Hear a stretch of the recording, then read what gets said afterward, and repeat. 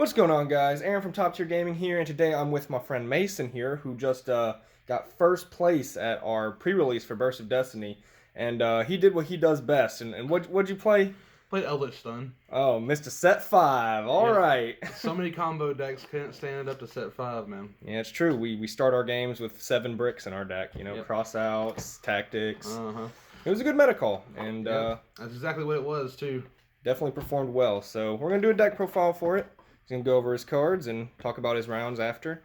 Okay. So if you could just put the cards on the Millennium Rod there. There we go. So. Alright, so first off, we got the 2 Eldlich. You don't really need to play 3 ever. I would never play less than this, either. 2 Border. There is a lot of different builds. Some people decide 3 of them. Some people main all 3 of them. I just wanted to take kind of a middle ground approach and play 2. He really didn't come up that much this weekend, except maybe in top 8 once or twice. But I mean, he's a pretty good card, and especially if you're going first, I think you got to have him in, because if they lightning storm you, they also have to have an out to him. So he's just another deterrent for you to get back into the game. The last monster is Ecclesia. This card was bonkers all weekend, actually. It has a lot to do with the side deck. I don't main deck Nadir. The only target for it is punishment. 5 monsters, that's it for them. Also, 5 spells. I play 3 Extrav and 2 Prosperity.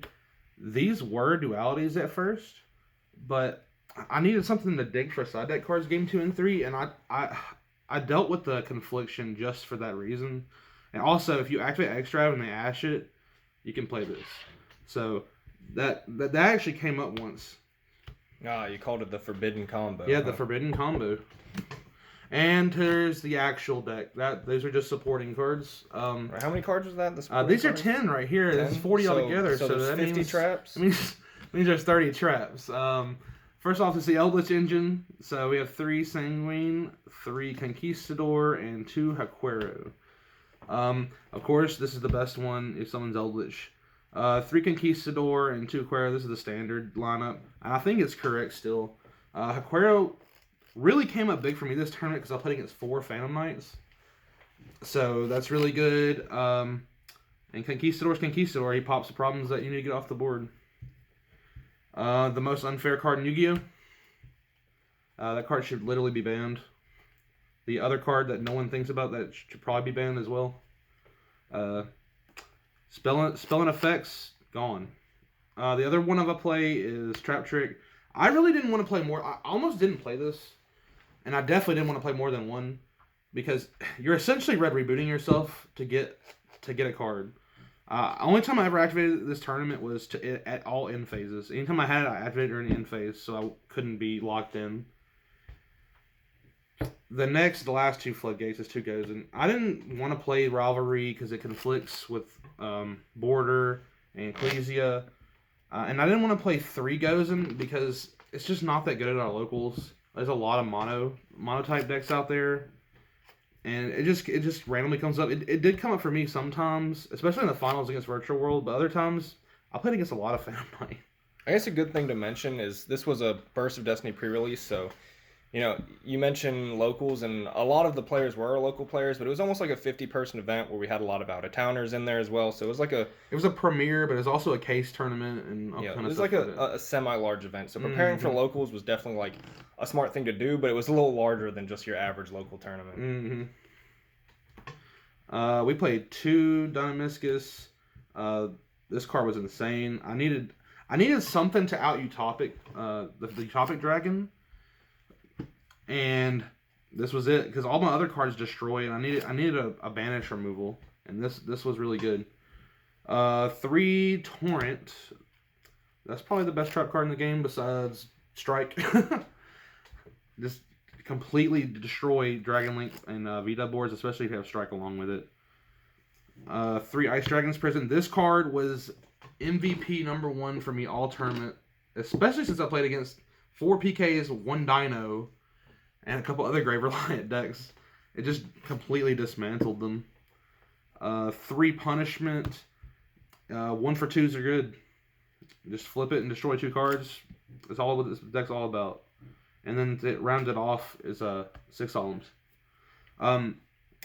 keeping Judgment in going second is also good because you're going to slow roll the game, and if you can get an opening, you can just end them that way. I think Judgment in the main's correct. Off to the extra deck. I'm going to start with the non-links, I guess. One Wind Pegasus Agnister. This card came up huge for me at least 5 times, to be honest. They would just destroy something. I'd shuffle back their access code or something like that so I could not die and then come back and kill them next turn. The Xyz, I have Pleiades. He came up a lot. Gustav, he came up one time. He burned for game after swung with double Eldlich. I played the Liba along with it. I never got to summon him, but I'm glad he was there. Not only because he attacks for game, he's also a 4,000 target for punishment. And out's the Arrival Cybers. Yeah. And Zeus, which I never actually summoned, but you still have to play him, I think. The Fusions, I played 3 Intus. This is probably the actual most used card in the deck. You'll definitely use it more than anything else. And Titaniclad, he came up a lot too. Punishment to get to my actual engine. Access code, Celine and Lina. The package for game. This happened only one time in the tournament. I'm glad I played it because I really needed to win right then or he was going to kill me next turn. I actually didn't make the Lina. I actually just made Celine, picked up the Ecclesia, and made the access code and win that way. The rest of the links is Ferrigite, Link Spider, and Paleozoic Cambraraster. Alright, so Link Spider, you just need to get your Eldlich cards off the field. Ferrigite, it's just good to fix your hand, and you after you side deck, you send it with Nadir to fix your hand to get Maximus. Then Maximus will send Cambraraster and the Wind Pegasus Agnister. So this will what this card does is it's like a Balinx for spell and trap card destruction. Not just spell and trap card destruction. It protects your set monsters too, which is really cool. So you'll send him and the Wind Pegasus, and you're pretty protected unless they have like 3 back row destruction cards. You said your extra deck came in pretty clutch. Yeah, like I think I made 13 out of 15 cards useful the whole weekend. So yeah, efficiency for a deck that doesn't use its extra deck. It came in. Yeah, it came in pretty close. The side deck is pretty simple, to be honest. It's just degenerate cards. I played 5 Tribute Your Opponent monster cards. There's the real MVP of the weekend. Yeah, there he is. Lava Golem, the best card over the weekend, probably. Especially in the final. Lava Golem was definitely always played. I thought about this card the night before because I was really actually scared of that bird deck. I was really scared of the Lyrilless deck because you can't Lava Golem them if they set up their statue. So I decided to play this, and they always end on 3+ cards, so this was going to be useful.